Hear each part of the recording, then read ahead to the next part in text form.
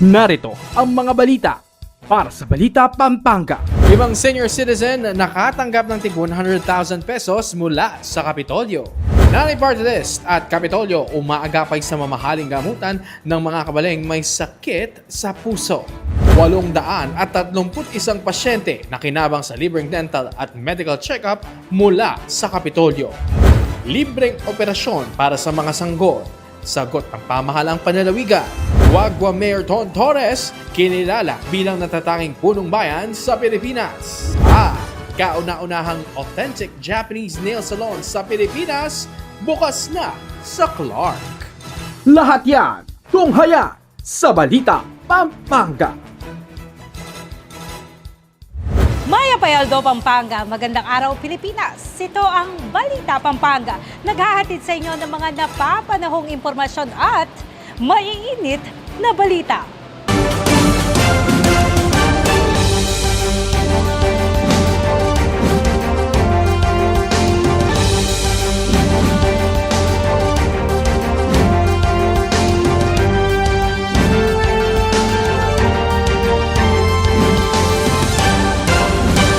Balita Pampanga. Sa detalye ng ating mga balita, mapapasana all ka talaga mga kabalen dahil sa 5 senior citizens na nakatanggap ng tig 100,000 pesos mula sa Kapitolyo. Sa edad na 95 years old, patuloy na pinatutunayan ni Lola Emerenciana Malyari na ang mahabang buhay ay bunga ng pananampalataya sa Diyos at disiplina sa sarili. Para sa kanya, simple ang susi, faith plus obedience. Unang-una, yun sa itaas, doon ako nagde-depend. And then, of course, I have to follow instructions from my family, from my medical treatment, like that, and then from some other friends that are around me. I have to listen to their instructions and suggestions. And if it fits me, I have to follow and obey them. Bukod sa matibay na pananalig, mahalaga rin ang disiplina, lalo na sa kalusugan at pakikinig sa payo ng pamilya. 6 na dekada rin siya nagsilbi bilang guro na humupog sa maraming henerasyon ng mag-aaral. Bilang pagkilala, isa si Lola Emerenciana sa 5 senior citizens na edad 95 years old pataas na tumanggap ng tig 100,000 pesos na incentive mula sa pamahalaang panlalawigan ng Pampanga. Personal itong ipinamahagi ni na Governor Liliana Pineda, katuwang si Vice Governor Dennis Delta Pineda at ang sangguniang panlalawigan.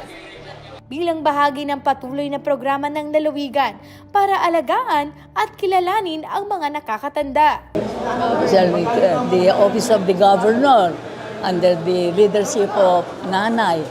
So we have been given the privilege to receive such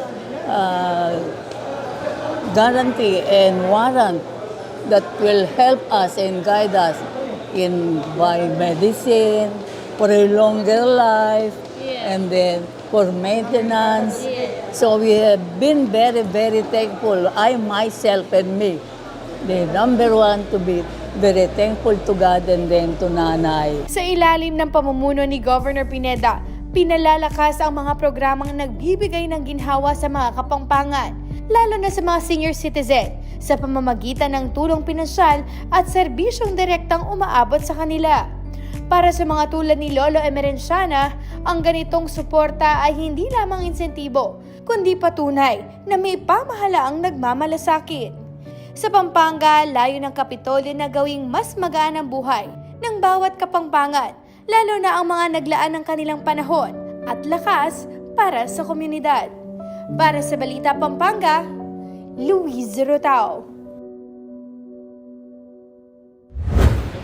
Umaagapay po ang Nanay Party List kasama ang Kapitolyo sa mamahaling gamutan ng mga kabaleng may sakit. Isa si Mang Isabelito Panilio, 66 years old mula Minalin, Pampanga, sa mga unang natulungan ng Nanay Party List at Kapitolyo sa pag-avail ng mataas na gastusing medikal na operasyon. Matapos siyang 3 beses atakihin sa puso simula 2024, halos hindi na siya makapagtrabaho. Ayon sa kanyang asawa na si Juliet, nahirapan na rin siyang huminga matapos matuklasang may bara sa kanyang puso, dahilan upang isailalim siya sa angiogram. 2023, inatake po siya ng first atake niya po yun. Na-confine po siya ng 7 days kasi nahihirapan po siyang huminga. May ano daw po yung heart niya. Opo, bara. Tapos nung 2024, nag-ano po siya, inatake na naman pong second. Tapos, angiogram, yun pong valve niya, 0.6 na lang po yung ano. Na-schedule po siya dapat nung April 15 dapat. Kaso, inatake po siya nung pang 3rd po. Sa pagsusuri ng mga doktor, kinailangan ni Mang Isabelito ng valve replacement, isang komplikadong operasyon na nagkakahalaga ng humigit kumulang 800,000 pesos hanggang 1 milyong piso. Dahil dito, lumapit ang pamilya sa Nanay Party List at sa pamahalang palalawigan ng Pampanga para humingi ng tulong. Kailangan daw po yung opera. Kasi yung valve niya, pag nagsara daw po, wala.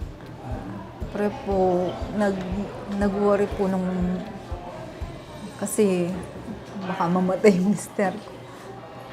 Po, sabi nung doktor, 700,000. Kaya po, kami ng GL. Nagpatulong kami. Hirap po kasi lalo na nung umpisa po nung nagkasakit siya, hindi na po nakapagtrabaho. Kasi po yung mga GL namin, konti lang po yung nahingi namin. Tapos, swerte naman, lumapit po kami kay doktora. Tinulungan po kami kay Gob. Siyempre po, lalakasan ko yung loob ko kasi may anak ako. Tapos siya po, siyempre, kailangan ko pong lakasan yung loob ko. Para po sa kanila. Agad namang umaksyon ang Nanay Party List, katuwang ang Kapitolyo, upang tiyakin na maisasagawa ang kinakailangang gamutan, lalo na para sa mga kababayang walang kakayahang tustusan ang ganitong kalaking gastusin. Mula sa pagproseso ng mga dokumento at pag-aasikaso ng biyahe papuntang heart center, sa sunod-sunod na check-up at mahalagang pagsusuri, hanggang sa pag-admit at matagumpay na operasyon at maging sa mga follow-up check-ups, tuloy-tuloy ang ibinigay na suporta at gabay sa pasyente at kanyang pamilya. Laking pasasalamat po namin. Nandyan po sila, handang tumulong sa mga, lalo na po sa mga mahirap na kagaya namin. Siguro po hanggang nabubuhay kami, hindi namin po makakalimutan. Pasensya na, iyakin po talaga. Umabot sa 864,000 ang kabuuang halaga ng operasyon na buong sinagot sa tulong ng Nanay Party List at ng Kapitolyo. Bukod pa sa karagdagang tulong pinansyal, patunay ito sa layunin ng Nanay Party List at Kapitolyo na mailapit ang serbisyong medikal sa mga indigent na Kapampangan, lalo na sa mga nangangailangan ng mga mahahaling gamutan. Bilang pasasalamat, personal na pinuntahan ni Mang Isabelito si Vice Governor Dennis Delta Pineda upang ipahayag ang kanyang pasasalamat sa ikalawang buhay na kanyang natanggap. Sa tulong ng Nanay Party List at Kapitolyo, mas nagiging abot kamay ang dekalidad na serbisyong pangkalusugan para sa bawat Kapampangan, anumang estado sa buhay. Para sa Balita Pampanga, Luis Zurutao. Eto naman po, floating clinic goes to Barangay Malusak sa bayan ng Sasmuan.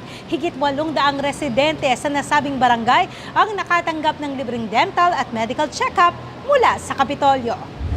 Inilapit ang medical program ng Kapitolyo sa mga liblib na lugar, kaya naman isang napakagandang ideya ang isang floating clinic na nakalaan para sa mga kabaleng nakatira sa coastal areas. Nakadaong sa lukuyan ng floating clinic ng Provincial Government of Pampanga sa Barangay Malusak, Sasmuan. Tinipon sa kabilangan ng 832 pasyente mula sa Barangay Batang First, Batang Second, Mabuan-Buan, Sebitanan at Malusak ang nabigyan ng libreng dental at medical check-up tulad ng x-ray na ginanap sa Barangay Covered Court ng Malusak. Buhay na po nanay, kaya kami lang po agad. Kunyari po minor pa po para po agad po maalunas ng kanilang kapalimbanan po. Sakay ng mga kani-kanilang barangay service na bangka ang mga pasyente na naging magaang para sa kanila dahil sa libreng hatid sundo para makapagpa-check up. Kasama ang grupo ng mga dentista ng Kapitolyo, gayon din ang mga doktor ng internal medicine na tinutukan ng bawat kabalen na nais kumonsulta. Nagpaunlak din ng libreng gamot at pabitbit ng 5 kilong bigas na may kasama pang grocery pack na labis ikinatuwa ng mga pasyente. Hindi pong cover court, ating laboreta hanggang may lab test po, tapos po sabihin na po ating check-up, libre po panulo, libre baby, tapos ating lang pa pong libreng foods, ang po pong libreng goods. Pinangunahan ni Dr. Dax Tidula, Provincial Health Office Officer, at Dr. Zenon Ponce ng Escolastica Romero Medical Hospital ang seremonyas kasama ang mga piling doktor at staff ng Provincial Health Office. Sa tiyaga ng mga miyembro ng Nanay Community Workers, kada barangay ay naging maayos at kontrolado ang aktibidad. Pinangangalagaan ng walang humpay ng Kapitolyo ng Pampanga ang mga kabalen dahil pangarap ni Governor Lilian Nanay Pineda ang malakas na pangangatawan ng mga kapangpangan. Maragulya pong sabta kasi lalo na po ngayon ang panahon nga ni may po pabulot po ngayon.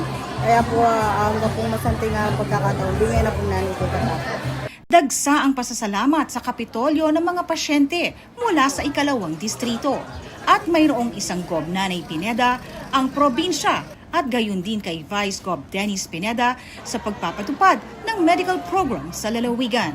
Salamat po nanay. Salamat po nanay. Yan po yung kinayo po kay kami. Thank you po, salamat. Para sa Balita Pampanga, Ivy Christine.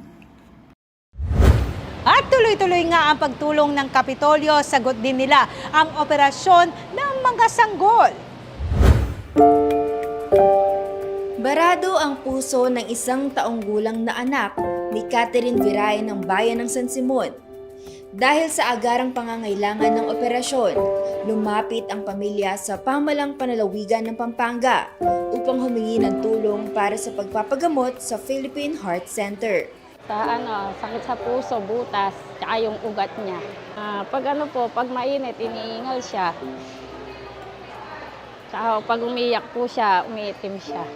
Papasalamat po ako sa kanya, ma-opera na po yung anak ko. Sa ilalim ng pamumuno ni Governor Lilian Nanay Pineda, agad na inaksyonan ng kaso at sinagot ang gastusin para sa kinakailangang operasyon ng bata. Nanay, maraming salamat po. Ma-opera na po yung anak ko. Malaking tulong po sa amin yun. Nagpapasalamat din po ako. Maraming salamat. Patuloy na pinaiigting ng pamalang panalawigan ang paghahatid ng serbisyong medikal sa mga Kapampangan, lalo na sa mga nangangailangan, upang mabigyan sila ng agarang lunas at panibagong pag-asa.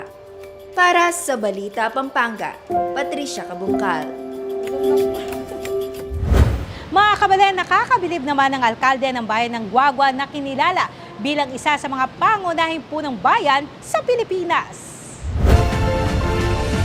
Nagbunyi ang bayan ng Guagua dito sa Pampanga dahil itinanghal si Mayor Anthony Ton Torres bilang Most Outstanding Municipal Mayor sa kanyang mga programang panlipunan at tapat na serbisyong may puso. Bumida ang slogan na #tulong-tulong tayo mula sa lahat ng first class hanggang third class municipalities sa buong Luzon. Iginawad ang parangal ng Association of Local Social Welfare and Development Officers of the Philippines Incorporated at personal itong tinanggap ng alkalde sa Zamboanga City, April 28, 2026. Taong 2025, kinilala rin ng DSWD Region 3 ang bayan ng Guagua at pinarangalan ng Gawad Matapat dahil sa malinis at makataong serbisyo publiko. Sa pagtutulungan ng pamahalaang bayan, walang nag-iisa. Dahil kapag tulong-tulong tayo, ang serbisyo ay lalong umaangat at ang tagumpay ay sabay-sabay na naiangat para sa lahat. Para sa Balita Pampanga, Gerald Glutton. Hindi nagpahuli ang Bacolor, Pampanga sa pagsusulong ng food sustainability sa pamamagitan ng proyektong Hapag Bacolod sa Barangay Santa Barbara. Dito, sama-samang nagtanim at umani ng sari-saring gulay ang mga residente tulad ng kamatis, talong, pipino, okra at sili na direktang napapakinabangan ng komunidad. Ayon kay Vice Mayor Rondonca, bukod sa nakakatipid, nakasisiguro pa sa kalusugan ng bawat pamilya ang ganitong inisyatibo. Ang mga programang ito ay hindi lamang simpleng pagtulong. Ito ay bahagi ng mas malawak na layunin ng mga lokal at panlalawigang pamahalaan na palakasin ang sustainable food security. Buo rin ang suporta ng pamahalaang palalawigan sa mga inisyatibang ito sa pamamagitan ng tuloy-tuloy na suporta sa urban gardening, tamang pangangalaga sa kalikasan at aktibong partisipasyon ng mamamayan, unti-unting na itataguyod ang matatag, ligtas at sapat na supply ng pagkain para sa kasalukuyan at sa susunod na henerasyon.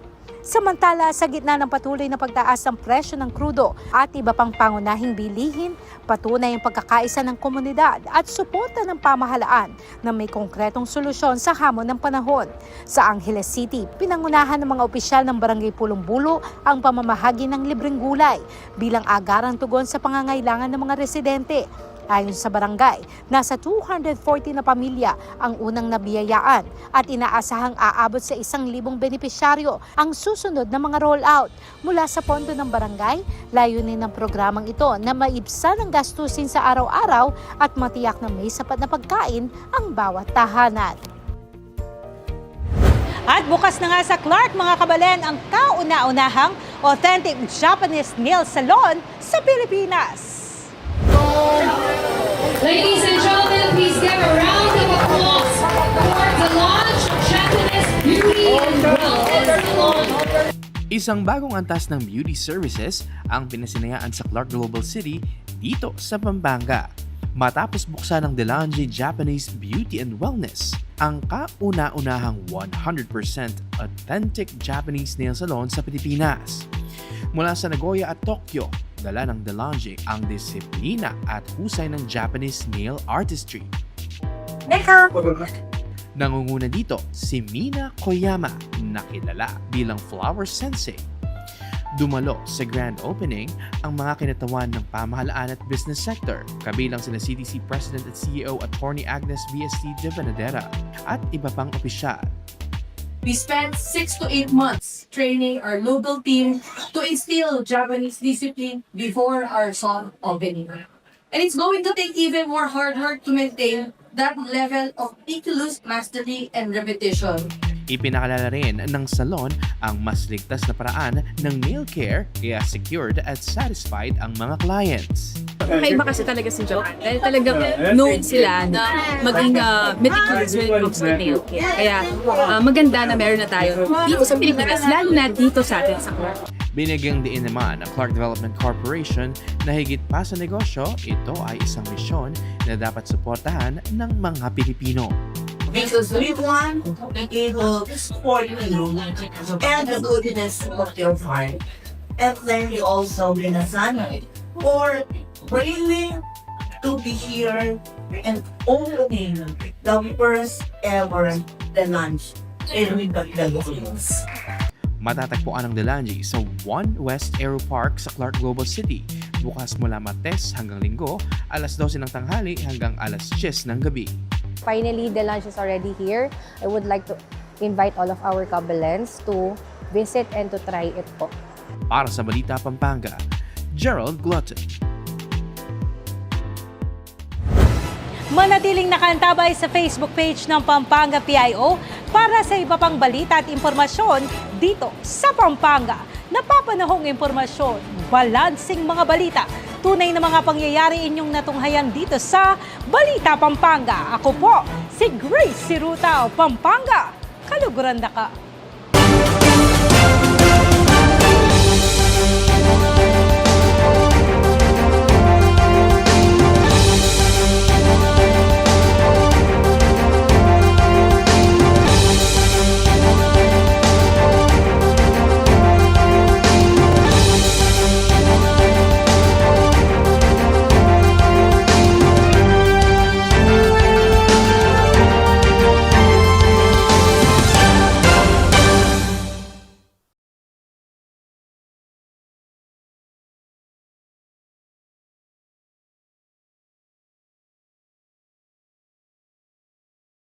Narito ang mga balita para sa Balita Pampanga. 5 senior citizen nakatanggap ng tig 100,000 pesos mula sa Kapitolyo. Nanay Party List at Kapitolyo umaagapay sa mamahaling gamutan ng mga kabaleng may sakit sa puso. 831 pasyente na kinabang sa libreng dental at medical check-up mula sa Kapitolyo. Libreng operasyon para sa mga sanggol. Sagot ng pamahalang panlalawigan. Wagwa Mayor Ton Torres kinilala bilang natatanging punong bayan sa Pilipinas. Kauna-unahang authentic Japanese nail salon sa Pilipinas bukas na sa Clark. Lahat yan, tunghaya sa Balita Pampanga. Maya Payaldo, Pampanga. Magandang araw, Pilipinas. Ito ang Balita Pampanga. Naghahatid sa inyo ng mga napapanahong impormasyon at maiinit na balita.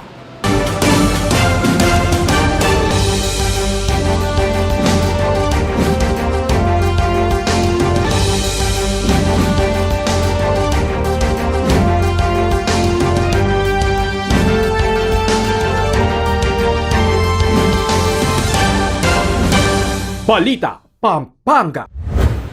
Sa detalye ng ating mga balita, mapapasana all ka talaga mga kabalen dahil sa 5 senior citizens na nakatanggap ng tig 100,000 pesos mula sa Kapitolyo. Sa edad na 95 years old, patuloy na pinatutunayan ni Lola Emerenciana Malyari na ang mahabang buhay ay bunga ng pananampalataya sa Diyos at disiplina sa sarili. Para sa kanya, simple ang susi, faith plus obedience. Unang-una, yun sa itaas, doon ako nagde-depend. And then, of course, I have to follow instructions from my family, from my medical treatment, like that, and then from some other friends that are around me. I have to listen to their instructions and suggestions. And if it fits me, I have to follow and obey them. Bukod sa matibay na pananalig, mahalaga rin ang disiplina, lalo na sa kalusugan at pakikinig sa payo ng pamilya. 6 na dekada rin siya nagsilbi bilang guro na humupog sa maraming henerasyon ng mag-aaral. Bilang pagkilala, isa si Lola Emerenciana sa 5 senior citizens na edad 95 years old pataas na tumanggap ng tig 100,000 pesos na incentive mula sa pamahalaang panlalawigan ng Pampanga. Personal itong ipinamahagi ni na Governor Lilianani Pineda, katuwang si Vice Governor Dennis Delta Pineda at ang Sangguniang Panlalawigan.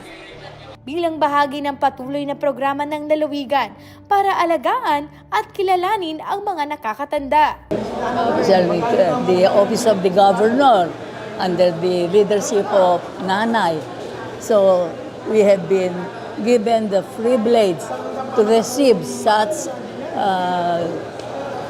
guarantee and warrant that will help us and guide us in by medicine, for a longer life, and then for maintenance.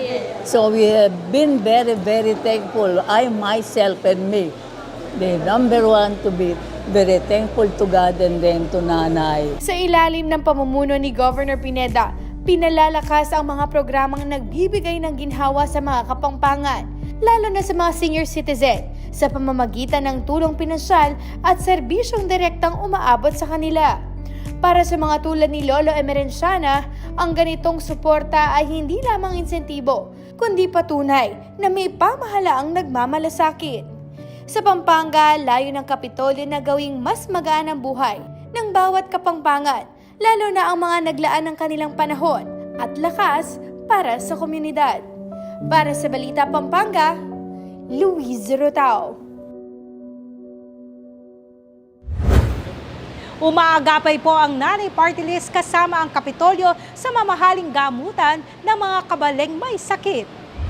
Isa si Mang Isabelito Panilio, 66 years old, mula Minalin, Pampanga, sa mga unang natulungan ng Nanay Party List at Kapitolyo sa pag-avail ng mataas na gastusing medikal na operasyon. Matapos siyang 3 beses atakihin sa puso simula 2024, halos hindi na siya makapagtrabaho. Ayon sa kanyang asawa na si Juliet, nahirapan na rin siyang huminga matapos matuklasang may bara sa kanyang puso, dahilan upang isailalim siya sa angiogram. 2023, inatake po siya ng first atake niya po yun. Na-confine po siya ng 7 days kasi nahihirapan po siyang huminga. May ano daw po yung heart niya. Opo, bara. Tapos nung 2024, nag-ano po siya, inatake na naman pong second. Tapos, angiogram, yun pong valve niya, 0.6 na lang po yung ano. Na-schedule po siya dapat nung April 15. Dapat. Kaso, inatake po siya nung pang 3rd po.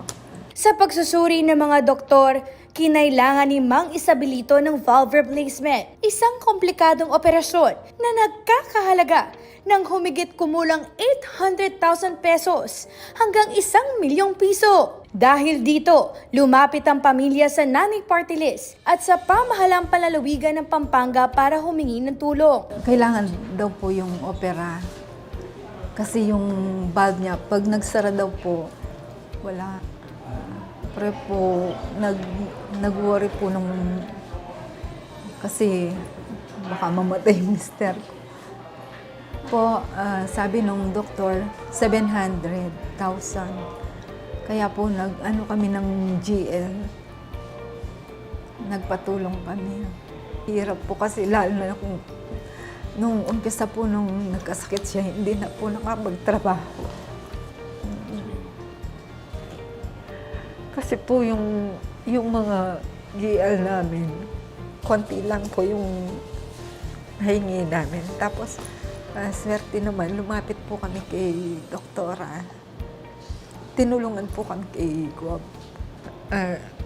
Siyempre po, lalakasan ko yung loob ko kasi may anak ako. Tapos siya po, siyempre, kailangan ko pong lakasin yung loob ko. Para po sa kanila. Agad namang umaksyon ang Nanay Party List, katuwang ang Kapitolyo, upang tiyakin na maisasagawa ang kinakailangang gamutan, lalo na para sa mga kababayang walang kakayahang tustusan ang ganitong kalaking gastusin. Mula sa pagproseso ng mga dokumento at pag-aasikaso ng biyahe papuntang heart center, sa sunod-sunod na check-up at mahalagang pagsusuri, hanggang sa pag-admit at matagumpay na operasyon at maging sa mga follow-up check-ups, tuloy-tuloy ang ibinigay na suporta at gabay sa pasyente at kanyang pamilya. Laking pasasalamat po namin. Nandyan po sila, handang tumulong sa mga, lalo na po sa mga mahirap na kagaya namin. Siguro po hanggang nabubuhay kami, hindi namin po makakalimutan. Pasensya na, iyakin po talaga. Umabot sa 864,000 ang kabuuang halaga ng operasyon na buong sinagot sa tulong ng Nanay Party List at ng Kapitolyo Bukod pa sa karagdagang tulong pinansyal, patunay ito sa layunin ng Nanay Party List at Kapitolyo na mailapit ang serbisyong medikal sa mga indigent na Kapampangan, lalo na sa mga nangangailangan ng mga mahahaling gamutan. Bilang pasasalamat, personal na pinuntahan ni Mang Isabelito si Vice Governor Dennis Delta Pineda upang ipahayag ang kanyang pasasalamat sa ikalawang buhay na kanyang natanggap. Sa tulong ng Nanay Party List at Kapitolyo, mas nagiging abot kamay ang dekalidad na serbisyong pangkalusugan para sa bawat Kapampangan, anumang estado sa buhay. Para sa Balita Pampanga, Luis Zurutao. Eto naman po, floating clinic goes to Barangay Malusak sa bayan ng Sasmuan. Higit 800 residente sa nasabing barangay ang nakatanggap ng libreng dental at medical check-up mula sa Kapitolyo. Inilapit ang medical program ng Kapitolyo sa mga liblib na lugar, kaya naman isang napakagandang ideya ang isang floating clinic na nakalaan para sa mga kabaleng nakatira sa coastal areas. Nakadaong sa lukuyan ng floating clinic ng Provincial Government of Pampanga sa Barangay Malusak, Sasmuan. Tinipon sa kabilangan ng 832 pasyente mula sa Barangay Batang First, Batang Second, Mabuan-Buan, Sebitanan at Malusak ang nabigyan ng libreng dental at medical check-up tulad ng x-ray na ginanap sa Barangay Covered Court ng Malusak. Buhay na po nanay, kaya gagawin nila po agad. Kaya kunyari po minor pa po para po agad po malunas ng kanilang kapalimbanan po. Sakay ng mga kani-kanilang barangay service na bangka ang mga pasyente na naging magaang para sa kanila dahil sa libreng hatid sundo para makapagpa-check up. Kasama ang grupo ng mga dentista ng Kapitolyo, gayon din ang mga doktor ng internal medicine na tinutukan ng bawat kabalen na nais kumonsulta. Nagpaunlak din ng libreng gamot at pabitbit ng 5 kilong bigas na may kasama pang grocery pack na labis ikinatuwa ng mga pasyente. Hindi pong cover cord, apin laporeta hanggang may lab test po, tapos po sabi na po ating check up, libre po panulo, libre BP, tapos atin lang pa pong libreng foods, ang po pong libreng goods. Pinangunahan ni Dr. Dax Tidula, Provincial Health Office Officer, at Dr. Zenon Ponce ng Escolastica Romero Medical Hospital ang seremonyas kasama ang mga piling doktor at staff ng Provincial Health Office. Sa tiyaga ng mga miyembro ng Nanay Community Workers, kada barangay ay naging maayos at kontrolado ang aktibidad. Pinangangalagaan ng walang humpay ng Kapitolyo ng Pampanga ang mga kabalen dahil pangarap ni Governor Lilian Nanay Pineda ang malakas na pangangatawan ng mga Kapampangan. Maragula pong sabda kasi lalo na po ngayon pong panahon nga ni may po pabulot po ngayon. Kaya po hanggang pong masante nga ang pagkakataon, di ngayon na pong nanay ko katapos. Dagsa ang pasasalamat sa Kapitolyo ng mga pasyente mula sa ikalawang distrito. At mayroong isang Gob Nanay Pineda ang probinsya at gayon din kay Vice Gov Dennis Pineda sa pagpapatupad ng medical program sa lalawigan. Salamat po nanay. Salamat po nanay. Yan po yung kinayo po kay kami. Thank you po, salamat. Para sa Balita Pampanga, Ivy Christine. At tuloy-tuloy nga ang pagtulong ng Kapitolyo, sagot din nila ang operasyon ng mga sanggol. Barado ang puso ng isang taong gulang na anak ni Catherine Viray ng bayan ng San Simon. Dahil sa agarang pangangailangan ng operasyon, lumapit ang pamilya sa pamalang panalawigan ng Pampanga upang humingi ng tulong para sa pagpapagamot sa Philippine Heart Center. Sakit sa puso, butas, tsaka yung ugat niya. Pag mainit, iniingal siya. Tsaka pag umiyak po siya, umiitim siya. Papasalamat po ako sa kanya. Maopera na po yung anak ko. Sa ilalim ng pamumuno ni Governor Lilian Nanay Pineda, agad na inaksyonan ng kaso at sinagot ang gastusin para sa kinakailangang operasyon ng bata. Nanay, maraming salamat po. Maopera na po yung anak ko. Malaking tulong po sa amin yun. Nagpapasalamat din po ako. Maraming salamat. Patuloy na pinaiigting ng pamalang panalawigan ang paghahatid ng serbisyong medikal sa mga Kapampangan, lalo na sa mga nangangailangan, upang mabigyan sila ng agarang lunas at panibagong pag-asa. Para sa Balita Pampanga, Patricia Cabungcal. Mga kabalen, nakakabilib naman ang alkalde ng bayan ng Guagua na kinilala bilang isa sa mga pangunahing punong bayan sa Pilipinas. Nagbunyi ang bayan ng Guagua dito sa Pampanga dahil itinanghal si Mayor Anthony Ton Torres bilang Most Outstanding Municipal Mayor sa kanyang mga programang panlipunan at tapat na serbisyong may puso. Bumida ang slogan na #tulong-tulong tayo mula sa lahat ng first class hanggang third class municipalities sa buong Luzon. Iginawad ang parangal ng Association of Local Social Welfare and Development Officers of the Philippines Incorporated at personal itong tinanggap ng alkalde sa Zamboanga City, April 28, 2026. Taong 2025, kinilala rin ng DSWD Region 3 ang bayan ng Guagua at pinarangalan ng Gawad Matapat dahil sa malinis at makataong serbisyo publiko. Sa pagtutulungan ng pamahalaang bayan, walang nag-iisa. Dahil kapag tulong-tulong tayo, ang serbisyo ay lalong umaangat at ang tagumpay ay sabay-sabay na naiangat para sa lahat. Para sa Balita Pampanga, Gerald Glutton. Hindi nagpahuli ang Bacolor, Pampanga sa pagsusulong ng food sustainability sa pamamagitan ng proyektong Hapag Bacolod sa Barangay Santa Barbara. Dito, sama-sama nagtanim at umani ng sari-saring gulay ang mga residente tulad ng kamatis, talong, pipino, okra at sili na direktang napapakinabangan ng komunidad. Ayon kay Vice Mayor Rondongka, bukod sa nakakatipid, nakasisiguro pa sa kalusugan ng bawat pamilya ang ganitong inisyatibo. Ang mga programang ito ay hindi lamang simpleng pagtulong. Ito ay bahagi ng mas malawak na layunin ng mga lokal at panlalawigang pamahalaan na palakasin ang sustainable food security. Buo rin ang suporta ng pamahalaang palalawigan sa mga inisyatibang ito sa pamamagitan ng tuloy-tuloy na suporta sa urban gardening, tamang pangangalaga sa kalikasan at aktibong partisipasyon ng mamamayan, unti-unting na itataguyod ang matatag, ligtas at sapat na supply ng pagkain para sa kasalukuyan at sa susunod na henerasyon. Samantala, sa gitna ng patuloy na pagtaas ng presyo ng krudo at iba pang pangunahing bilihin, patunay ang pagkakaisa ng komunidad at suporta ng pamahalaan na may konkretong solusyon sa hamon ng panahon.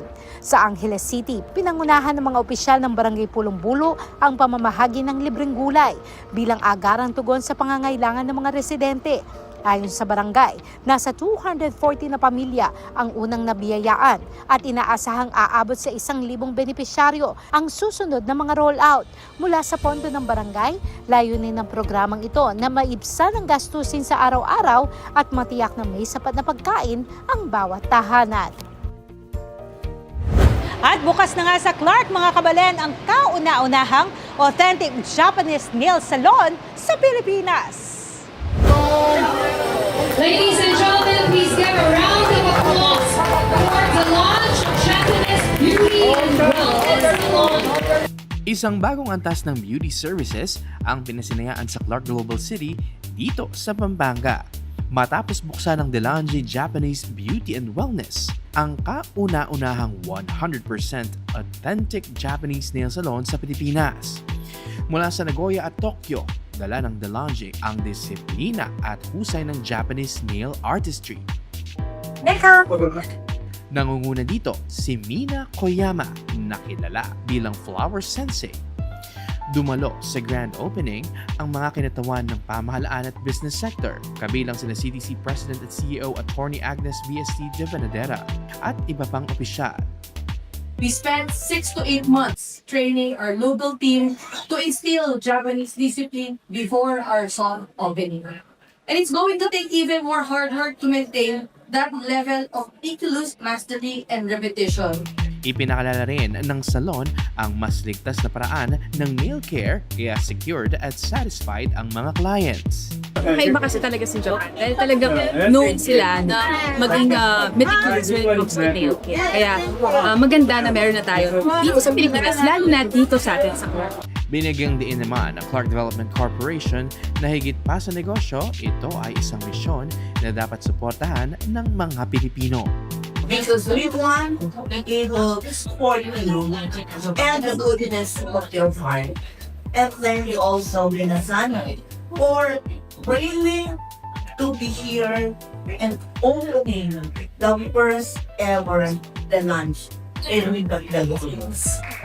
Matatagpuan ang Delange sa One West Aero Park sa Clark Global City. Bukas mula Martes hanggang Linggo, alas 12 ng tanghali hanggang alas 10 ng gabi. Finally, the lunch is already here. I would like to invite all of our kabelens to visit and to try it po. Para sa Balita Pampanga, Gerald Glutton. Manatiling nakaantabay sa Facebook page ng Pampanga PIO para sa iba pang balita at impormasyon dito sa Pampanga. Napapanahong impormasyon, balansing mga balita, tunay na mga pangyayari inyong natunghayan dito sa Balita Pampanga. Ako po, si Grace Sirutao, Pampanga, Kaluguran na ka.